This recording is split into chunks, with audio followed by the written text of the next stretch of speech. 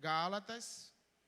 A gente está estudando esses domingos aí, essa carta. Domingo passado o bispo pregou aqui muito bem, por sinal, falou, trouxe tanta coisa de aprendizado para as nossas vidas. E hoje, o nosso professor, que é o Espírito Santo de Deus, também vai estar revelando coisas para nós. Amém? Quem achou, diga amém. Quem está sem Bíblia, pode acender a luz aí toda, irmã. Acender tudo aí. Fica do lado do irmão que está com Bíblia. Gálatas, capítulo 2, verso 1. Todos acharam? Digo amém. Diz assim na minha Bíblia, ó. Depois, passados 14 anos, subi. Amém? Glória a Deus. Vou voltar, hein? Depois, passados 14 anos, subi outra vez a Jerusalém com Barnabé, levando também comigo Tito. E subi por uma revelação e lhes expus o evangelho que prego entre os gentios, e particularmente aos que estavam em estima, para que de maneira alguma não corresse ou não tivesse corrido em vão. Mas nem ainda Tito, que estava comigo, sendo grego, foi constrangido a circuncidar-se. E isso por causa dos falsos irmãos, que se tinham estremecido e secretamente entraram a espiar a nossa liberdade que temos em Cristo Jesus, para nos pôr em servidão. Aos quais, nem ainda por uma hora, cedemos com sujeição, para que a verdade do Evangelho permanecesse entre vós. E quanto àqueles que pareciam ser alguma coisa, quais tenham sido no outro tempo, não se me dá. Deus não aceita a aparência do homem. E estes digo, que pareciam ser alguma coisa, nada me comunicaram.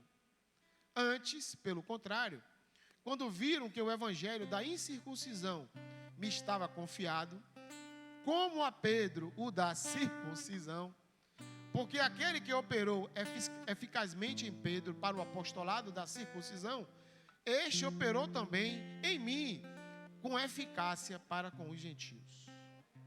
E conhecendo Tiago, Cefas, que é Pedro, e João, que eram considerados como as colunas, a graça que se me havia dado, deram-nos a destras, em comunhão comigo e com Barnabé, para que nós fôssemos aos gentios e eles à circuncisão. Recomendamos-nos somente que nos lembrássemos dos pobres, o que também procurei fazer com diligência. Senhor, a Tua palavra é a verdade, a Tua palavra nos traz direção, a Tua palavra nos traz consolo, a Tua palavra é lâmpada para os nossos pés e luz para os nossos caminhos. No nome de Jesus, queremos deixar os nossos corações abertos para ouvir a Tua palavra e entender o que o Senhor tem para as nossas vidas nessa manhã.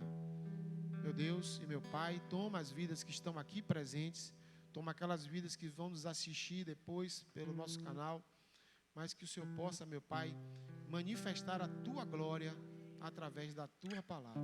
Oramos, gratos a Ti, em o nome de Jesus. Amém? Pode tomar assento aí, irmãos.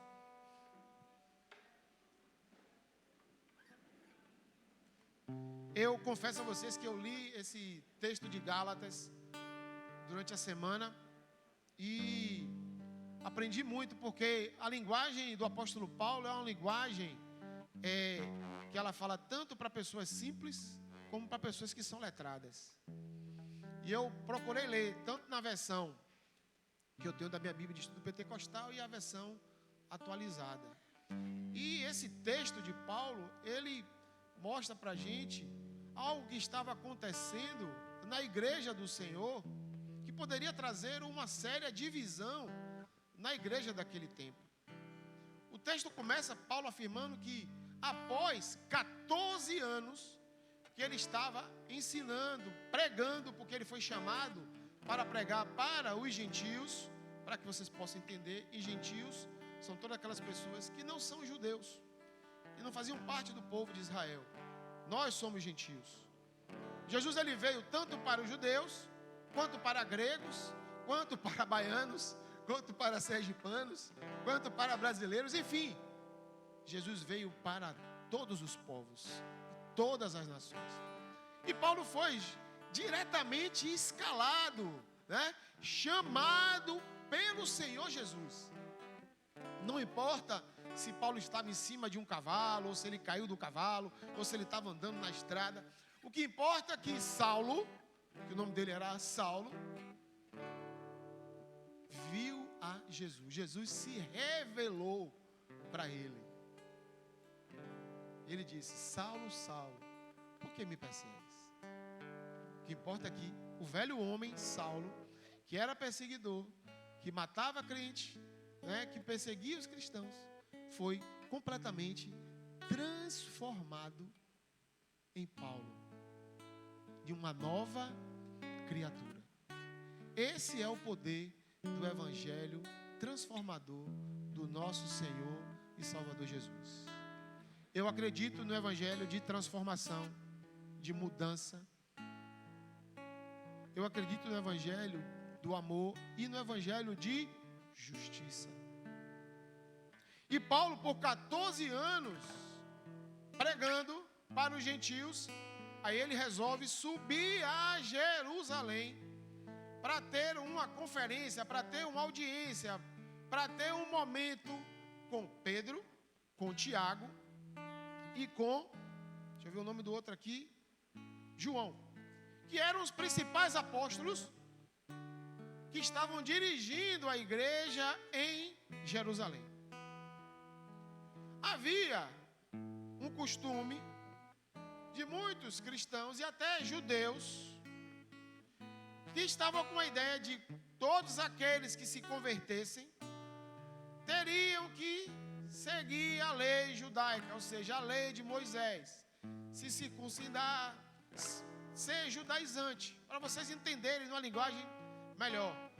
Se hoje eu resolvesse aceitar a Jesus e me converter ao cristianismo, me batizar, eu teria que fazer a circuncisão, eu teria que ser judeu, eu teria que ter a cultura judaica, seguir os costumes judaicos. E esses judeus estavam interferindo justamente na pregação do apóstolo Paulo, que foi chamado para os gentios. Estão entendendo? Diga amém.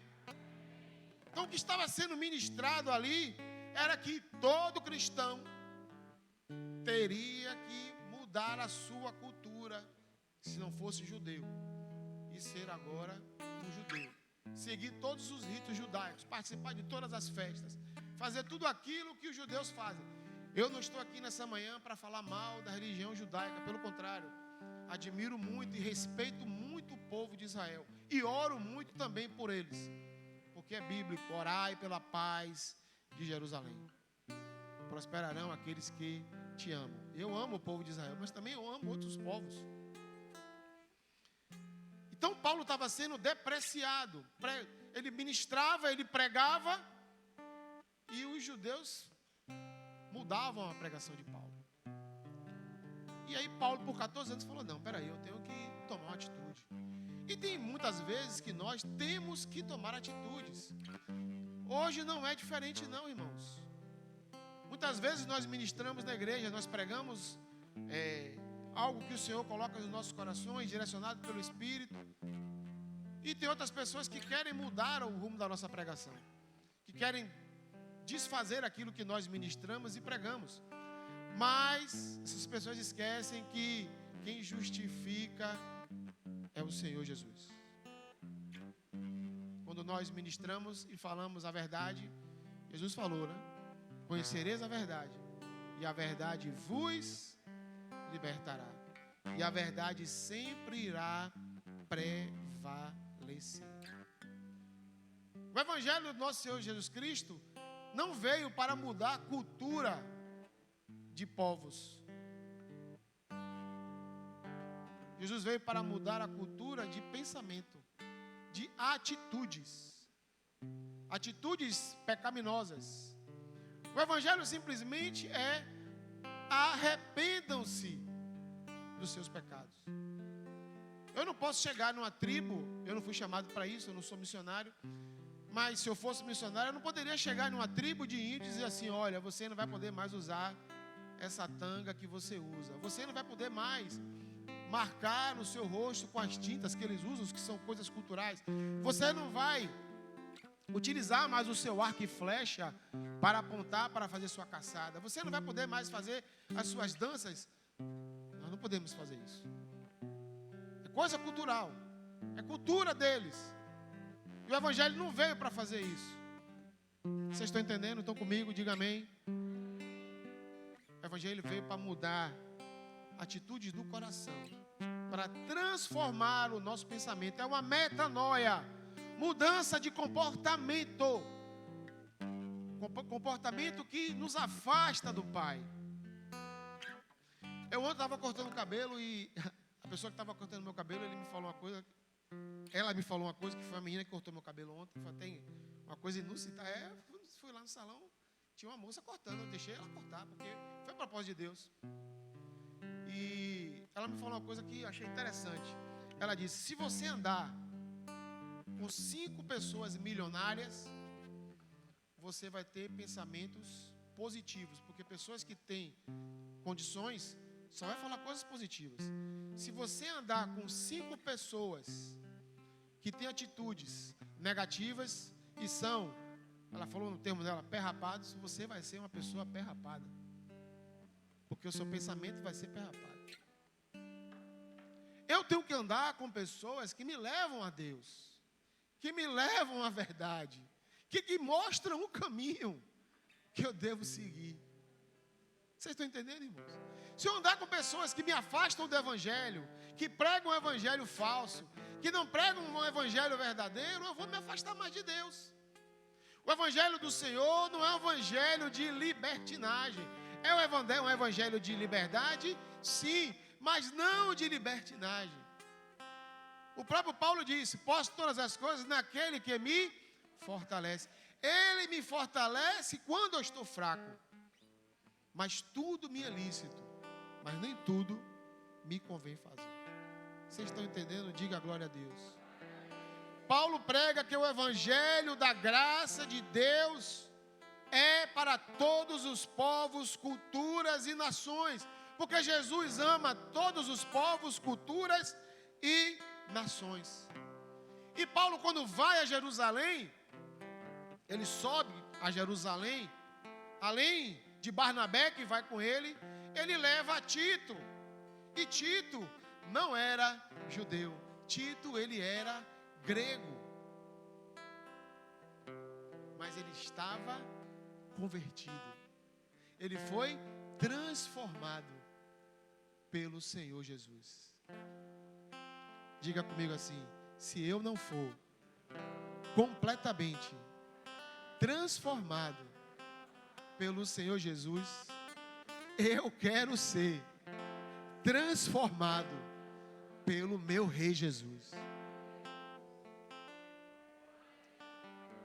Porque ele leva Tito de forma proposital, né, Bispo Ademir? Né, Pastor Davi? Ele chega para Pedro e para Tiago e diz: aqui, ó, ele é grego, porque a cultura grega é uma cultura de deuses. Eles serviam a vários deuses. Eles queimavam incenso para outros deuses. Eles apresentavam alimentos que eram apresentados a outros deuses. Eles se vestiam de uma forma diferenciada dos judeus. Eles tinham um comportamento até inteligente, porque a cultura grega é o berço da nossa civilização também, né? Tem muitos filósofos gregos, Platão, enfim, vários, né? Sócrates, que agregou valor e agrega até hoje a nossa cultura cristã e a nossa civilização ocidental e até também oriental. Mas Paulo leva a Tito para dizer: olha,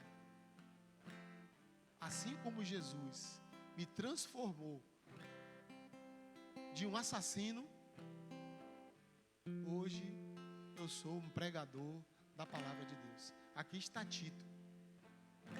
que foi também transformado. Porque o que era ministrado era, olha, vocês precisam fazer a circuncisão. Para você entender o que é circuncisão: cortar o prepúsculo do homem, para que derramasse sangue daquele prepúsculo.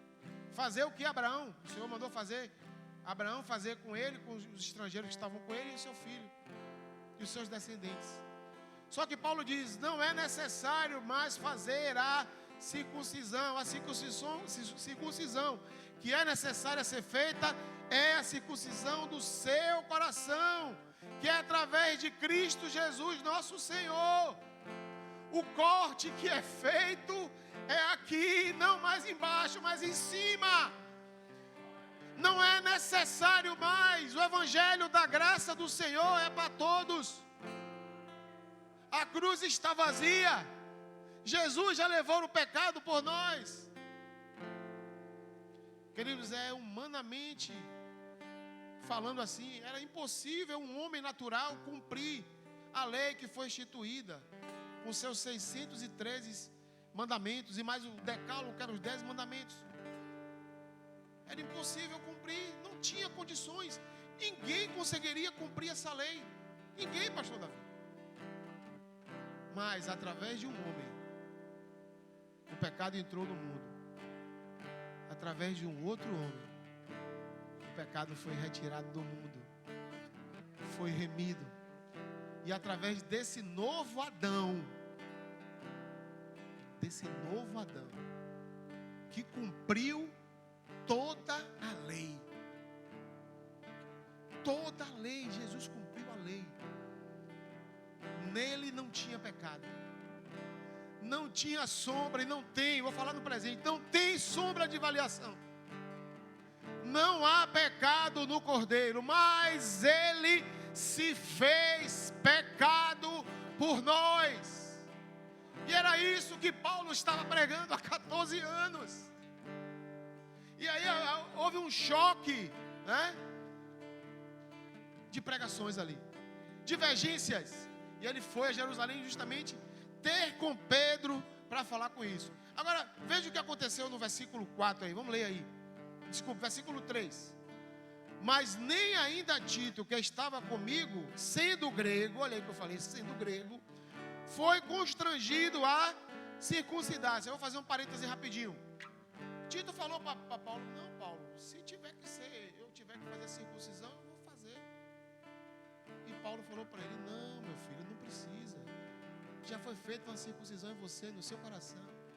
Uma cirurgia espiritual já foi. Porque Jesus falou, a palavra dele diz: eis que te dou um novo coração. Eu vou tirar um coração de pedra que está dentro de você e te darei um coração de carne. Tito, não precisa. A gente não tem que fazer rito nenhum. A gente não precisa, porque Jesus já fez por nós.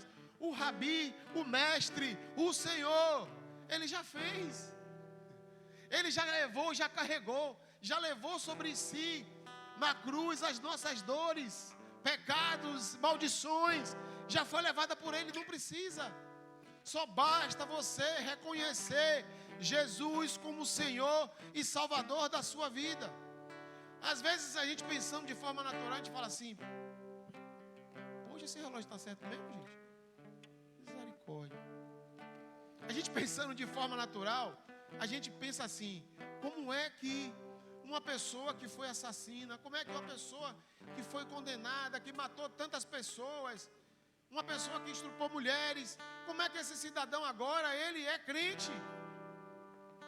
Eu te respondo: Evangelho da graça de Cristo.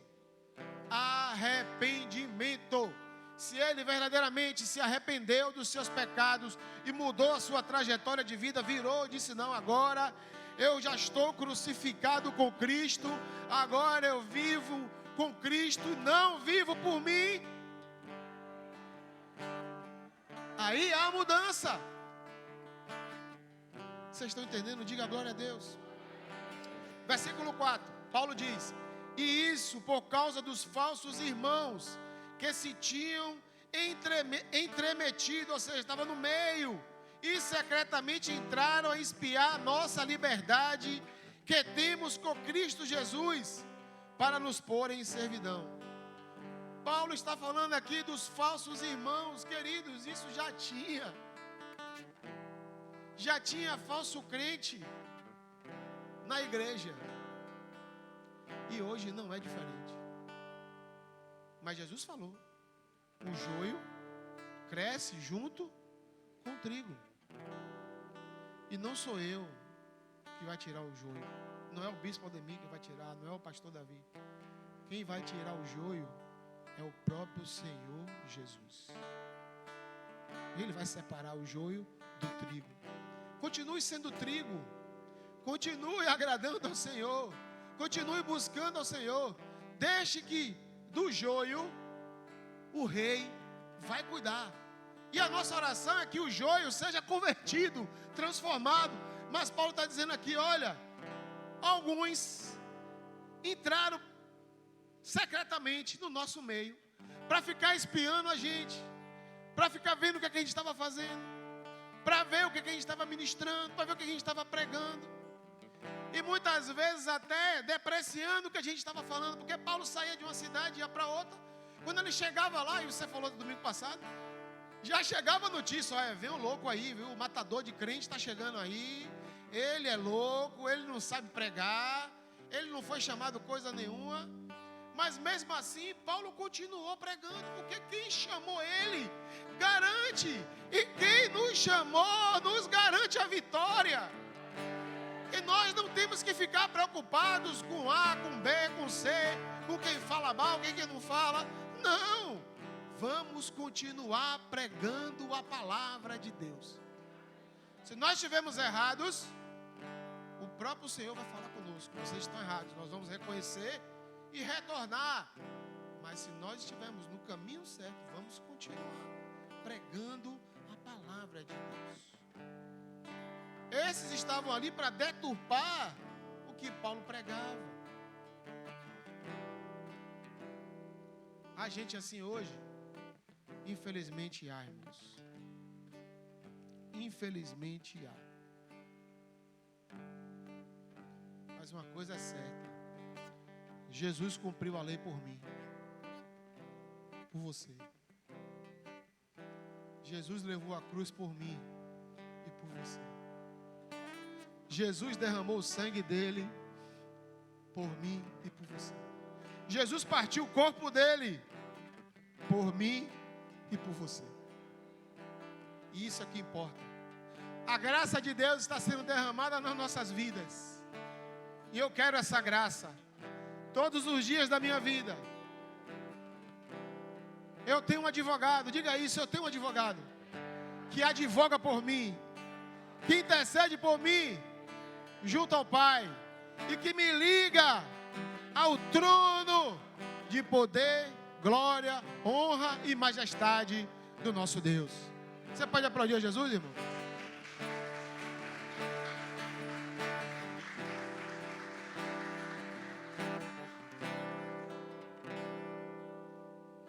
O que nós vimos aqui, viu aqui, foi que Paulo foi para lá para não haver um racha, para não haver uma divisão.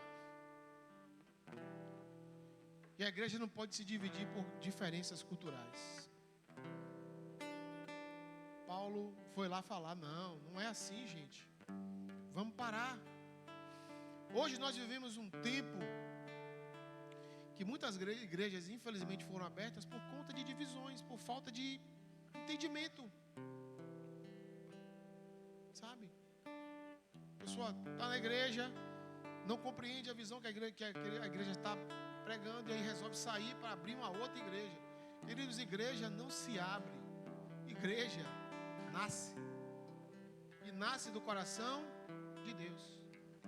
Tem muita gente que está fazendo coisas que não foi chamado para fazer. Deus não chamou para fazer, e a pessoa acha que Deus falou com ela para fazer, e ela vai fazer.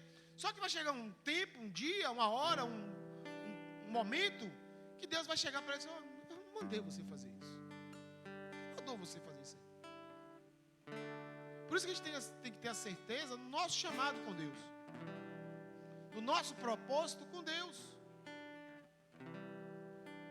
O que adianta O bispo pegou aqui, acho que foi quinta-feira, ele falou: o que é que adianta ter 300 igrejas e essas 300 igrejas não tiverem debaixo do propósito de Deus? Não vai adiantar, querido. Querido, o que Deus manda fazer, floresce. Por isso que ele diz que as portas do inferno não vão prevalecer contra a igreja do Senhor. Vocês estão comigo? Diga amém. Fala que um amigo meu fala isso. Outra coisa, a gente não pode impor nossas culturas a outras culturas. A gente não pode impor, né? Se o camarada usa aquela argola, deixa ele usar com ele e Deus, meu irmão. Ah, ele tem tatuagem. Ele achou, eu não quero ter tatuagem. Entendeu? Minha criação, meu pai foi isso. Se fizer tatuagem aqui, eu vou raspar com facão. Eu respeitei.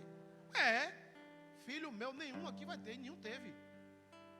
Eu respeitei a cultura de minha família, de meu pai. Agora meu filho resolveu fazer uma tatuagem. É pecado? Não.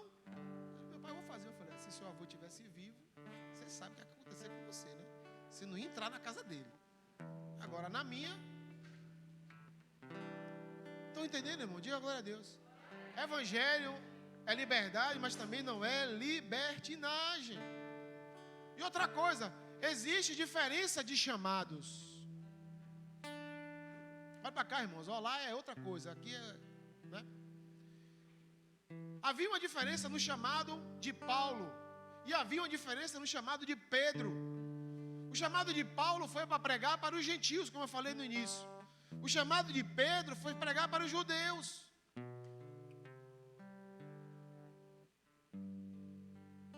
Mas Deus mostrou para Pedro que o evangelho era para todos, quando ele teve aquela visão, aquele sonho. Lá em Jope, eu preguei isso, a diferença de Pedro e Jonas. Quando ele teve aquela visão do lençol, Deus estava dizendo: olha, não diga que é impuro aquilo que eu purifiquei. Ele disse: Pedro, eu purifiquei a todos por meu filho Jesus. Por isso que a Bíblia diz que nenhuma condenação há para aqueles que estão em Cristo Jesus, nosso Senhor. Então, como igreja, nós devemos, sim, nos adaptar às necessidades das pessoas. Às necessidades das pessoas. Que necessidades é essa? A forma até de pregar, a linguagem que a gente vai usar. Eu podia muito bem chegar aqui agora de manhã e falar um bocado de coisa hebraico, aramaico, mas eu tenho que ver o público que eu estou vendo. Para eu não falar bonito demais, nem feio demais.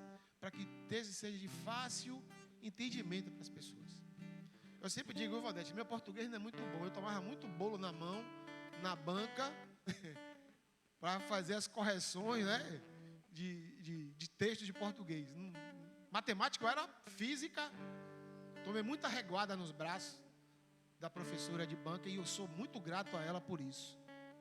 Porque isso não me desmereceu em nada, pelo contrário, me deixou muito forte. Hoje a gente não pode nem falar isso, nem fazer isso. Banca que tem régua, tem palmatória, dia de sexta-feira tem sabatina. Tinha sabatina, meu irmão, da cartilha. Tinha ditado de palavras. E era maravilhoso, eu treinava. E ali chegava afiado. 9 vezes 9, 81. E vamos embora. Sou muito grato à minha professora de banca.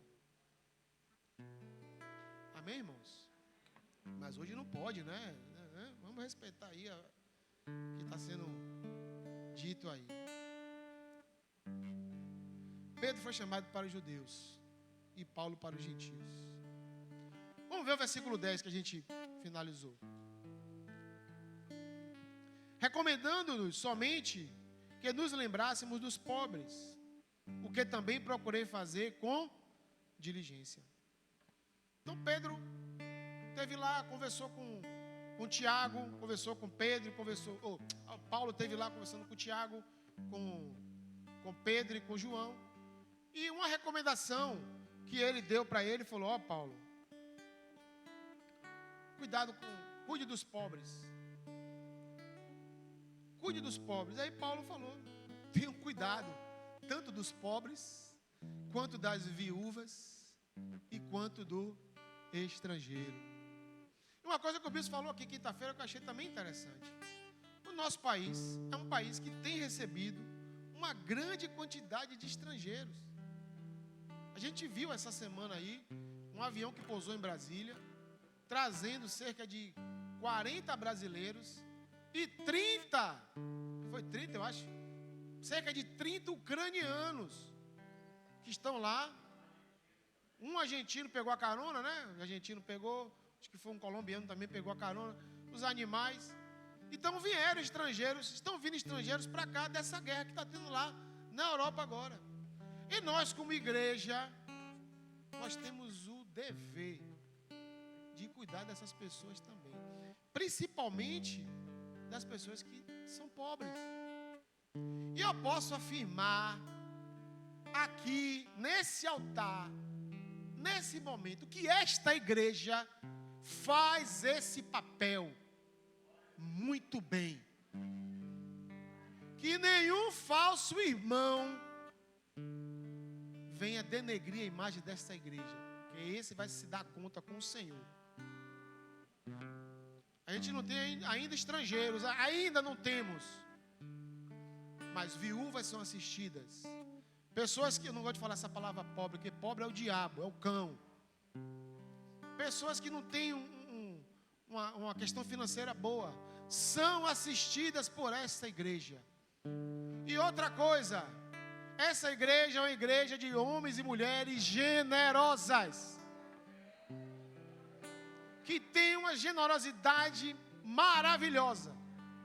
Quando nós colocamos qualquer coisa lá, as pessoas dão e dão com coração. Ninguém lá fora tem o direito de falar mal da nossa comunidade em relação a isso. E Paulo falou, não, eu tenho cuidado disso, porque sempre haverá ao nosso redor pessoas com necessidades, irmão. E nós temos que saber. E outra coisa, nós pastores não temos em nossos computadores, nas telas, nos celulares, a visão de saber assim, a irmã Maricota, como o bispo sempre fala. Não tem nenhuma irmã Maricota aqui não, né? Está passando necessidade. A gente não tem como saber, querido.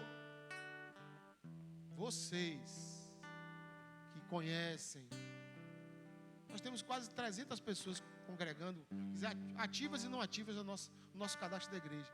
A gente não tem como saber de todo mundo. Mas vocês são os nossos olhos, os nossos ouvidos lá fora. E nós estamos assim, eu vou falar de novo. Nós, pastores, estamos com os braços abertos para recebê-los, para ouvi-los. Eu, o bispo Ademir, o pastor Davi, nós não somos carrascos da Gestapo, que era dos nazistas, que quando bota lá na sala a gente vai com a vara para dar porrada em ninguém. Não! Nós estamos aqui para ouvi-los e recebê-los de braços abertos. Há um canal de liberdade entre ovelhas e pastores. Entendam isso em nome, vou até usar o nome de Jesus agora, em nome do Senhor Jesus. Amém, irmãos? E Paulo diz, não, nós estamos cuidando. E Paulo fala, os falsos cristãos, querido, infelizmente tem até hoje. E uma coisa que Paulo declarou, ele não estava disposto a andar em unidade com estes falsos crentes. E não dá para andar junto com pessoas que pregam um falso evangelho, irmãos.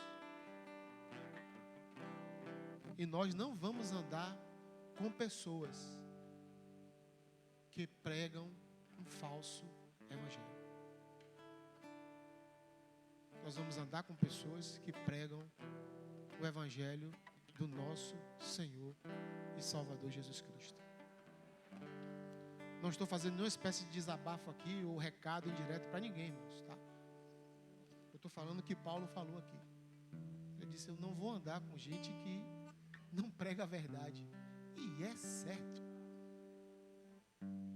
Estão entendendo? Diga glória a Deus. Versículo 11, vamos ver agora a segunda parte. E chegando Pedro a Antioquia, lhe resisti na cara. Esse termo foi forte. Porque era repreensível. Porque antes que alguns tivessem chegado da parte de Tiago, comia com os gentios, mas depois chegaram, se foi retirando e se apartou deles, temendo os que eram da circuncisão. E os outros judeus também dissimulavam com ele, de maneira que até Barnabé se deixou levar pela sua dissimulação. Mas quando vi que não andavam bem e diretamente conforme a verdade do Evangelho, disse a Pedro na presença de todos, disse eu a Pedro: se tu, sendo judeu, vives como os gentios e não como judeu, por que obriga os gentios a viverem como judeus? Nós somos judeus por natureza e não pecadores dentre os gentios. Sabemos que o homem não é justificado pelas obras da lei, mas pela fé em Jesus Cristo.